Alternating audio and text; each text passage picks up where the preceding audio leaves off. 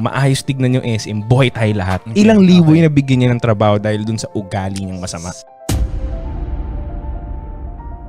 Bigay tayo ng example ng evil sa tingin nila na mayaman, si Henry C. So lagi nilang sinasabi na 'di ba contractual yung SM, stricto, maraming rules, kung ano-ano pati yung turon. Sabihin natin ginawa niya lahat ng kasamaan na yun. Pero pucha, ilang taong kanyang binubuhay sa sweldo mo? Bumuo siya ng ilang mall, nagpakapagod siya, magpakadisiplinado na okay lang tanggapin niya na masama yung tingin sa kanya. Basta maayos yung makeup mo, nakapila kayo, maayos tignan yung SM, buhay tayo lahat. Ilang libo yung nabigyan niya ng trabaho dahil dun sa ugali ng masama. O paano kung pumayag lang siya na, oh, hindi tayo stricto, let's be free. Mabait ako sa inyong lahat. Kahit pangit performance mo, okay. Paano yun? Hindi nag-grow yung SM. Wala namang perfecto eh. Parang tanggapin mo na. Di ba? Laging may flaws yung mga tao. Pero tignan mo na lang kung ano yung nagawa niyang mas maganda. Parang meron naman eh. Malaki-laki din naman eh. Di ba? May nagawa siyang masama. Wala ka naman perfect siya. Wala kang ganun eh.